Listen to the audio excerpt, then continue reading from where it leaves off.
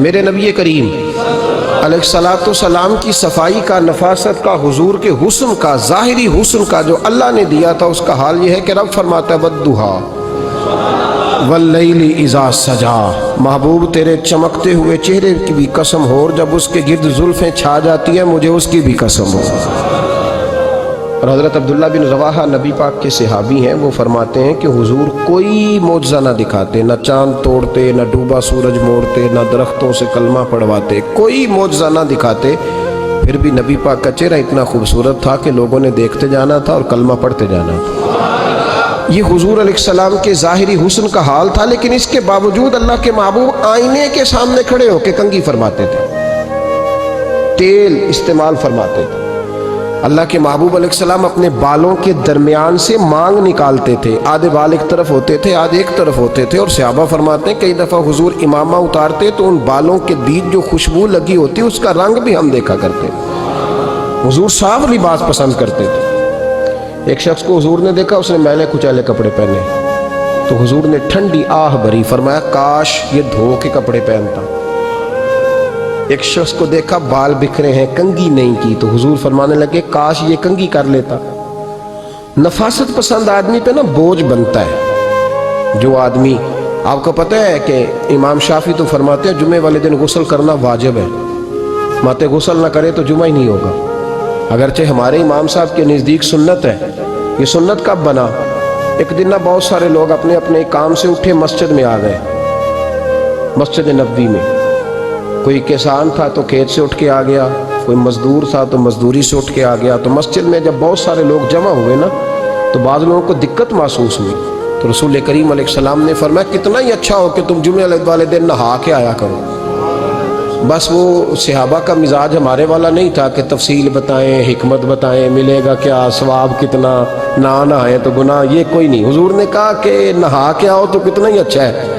پھر کسی صحابی نے کبھی بھی بغیر غسل کیے جمعہ ادا ہی نہیں کیا، کسی نے بغیر غسل کے کبھی جمعہ ادا ہی نہیں کیا نا۔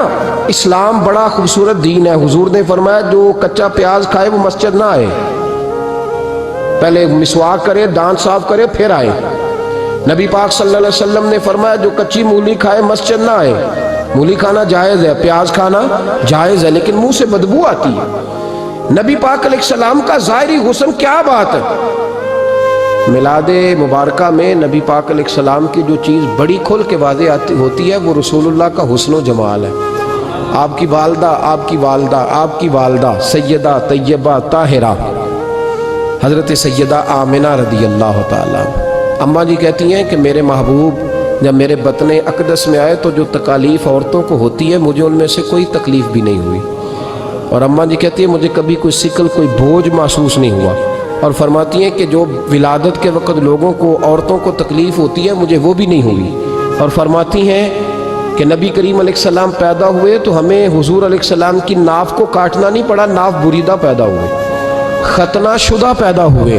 آپ کو پتہ ہے عورتیں غسل دیتی ہیں بچے کو پیدا ہونے کے بعد، لیکن میرے محبوب نے سجدہ ہی کر لیا پیدا ہوتے ہی، امتی امتی کہتے ہوئے پیدا ہوئے۔ حق نے فرمایا کہ بخشا الصلاۃ والسلام، اور پہلے سجدے پر روز ازل سے درود۔ میرے امام فاضل بریلوی کا جو انداز تکلم ہے نا، اس کی بھی حد ہی کوئی نہیں، کوئی حد ہی نہیں، کہاں تک ان کی محبت جاتی، کہنے لگے پہلے سجدے پہ روز ازل سے درود، یادگاری یہ امت پہ لاکھوں سلام، یادگاری یہ امت پہ لاکھوں سلام۔ بتائیے بغیر وضو کے، بغیر غسل کے سجدہ ہو جاتا ہے؟ تو حضور نے سجدہ کر کے بتایا کہ اللہ نے مجھے پاک صاف پیدا کیا ہے۔ نبی پاک صلی اللہ علیہ وسلم کی والدہ نے جب یہ باتیں ارشاد فرمائیں تو لوگوں نے پوچھا ان سے کہ اماں جی پھر آپ ایک جملے میں بتائیں کہ ماجرا سارا کیا تھا، آخر ایک ولادت تو ہوئی نا، آپ کے وجود اطہر سے ایک بچہ تو نکلا، تو یہ کیا تھا؟ تو سیدہ آمنہ فرمانے لگی خارج منی نور، بس میرے وجود سے ایک نور نکلا ہے، بس میرے وجود سے ایک، اور روشنی آتی جاتی ہے تو کسی کو تکلیف نہیں دیتی، ایک نور نکلا۔ میرے رسول کریم علیہ السلام کو ظاہری حسن بھی کمال دیا، اور پھر حضور کی نفاست پسندی، صفائی پسندی۔ نبی پاک جب بات کرتے تھے نا تو حضور کے دانتوں سے نور نکلتا، اس کے باوجود حضور ہر وضو کے لیے مسواک کرتے. میں نے ہر نماز کے لیے نہیں کہا، میں اپنے لفظوں کا ذمہ دار ہوں. کس کے لیے بولے آپ حضرات؟ ہر وضو کے لیے. یعنی اگر نبی پاک نے وضو نماز کے لیے کیا تب بھی مسواک کی، اور اگر قرآن شریف کی تلاوت کے لیے کیا تو پھر بھی مسواک کی، کسی اور موقع کے لیے وضو فرمایا تو پھر بھی مسواک کی. اور سیدہ عائشہ فرماتی ہے جب بھی حضور گھر سے نکلنے لگتے پہلے مسواک فرماتے. حالانکہ رسول پاک کے دندان اقدس تو نور والے تھے، ضرورت ہی نہیں تھی. ہماری تعلیم کے لیے نفاست پسندی. ایک بات میں نے شروع کرنی ہے پر آپ نے ناراض نہیں ہونا، پہلے وعدہ کر لیں.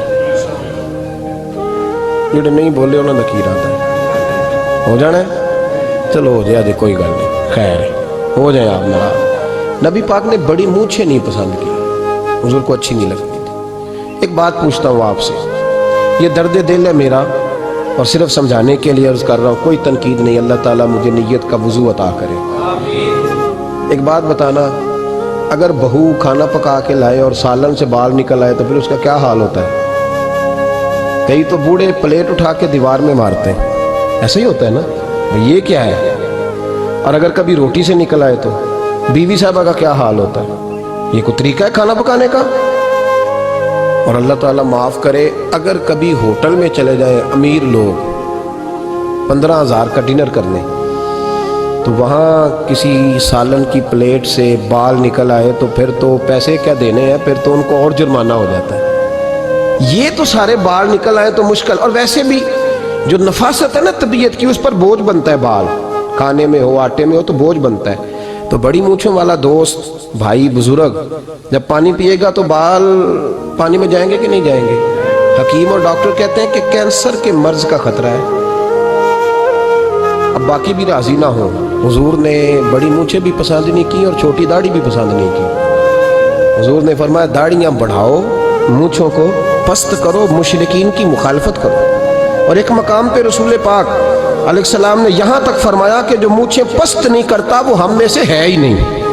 نے سخت لفظ. ایک صحابی تھے، آپ یقین کریں نا، کئی دفعہ دوستوں کو کہنا پڑتا ہے اور کئی دفعہ نا مجھے محسوس ہوتا ہے کہ یار ہم روز ہی کہتے ہیں، لیکن کہتے پتہ کیوں ہے کہ بوجھ بنتا ہے وہ بندہ جو اس طرح کی تباہ کے ساتھ آتا ہے، جو حضور نے پسند نہیں کیا. ایک شخص نبی پاک کے سامنے آیا، قاضی عبدالدائم دائم صاحب نے لکھا ہے، بڑی خوبصورت بات لکھی ہے. کہنے لگے حضور کے سامنے وہ اکثر آیا کرتا تھا تو مونچھیں بڑی تھی، حالانکہ داڑھی بھی بڑی تھی، مونچھیں بھی بڑی تھی. 2-4 دفعہ حضور نے باتوں میں تحت اللفظ سمجھایا. کچھ بندے نہیں سمجھتے، تحت اللفظ سمجھاؤ یا بڑا کھول کے سمجھاؤ پر بات سمجھنے کو تیار نہیں ہوتے. پتہ نہیں کیا ایسا حسن ہے بھئی، جو حسن نبی پاک نے پسند نہیں کیا وہ کبھی حسن ہو سکتا ہے، کبھی خوبصورتی ہو سکتی ہے. وہ کسی کا ذاتی کلچر تو ہو سکتا ہے پر دین کی تہذیب نہیں. نبی کریم علیہ السلام نے کئی دفعہ سمجھایا تو ان کی سمجھ میں بات نہ آئی. ایک دن وہ بیٹھے ہوئے تو حضور نے ایک صحابی سے فرمایا کینچی لاؤ.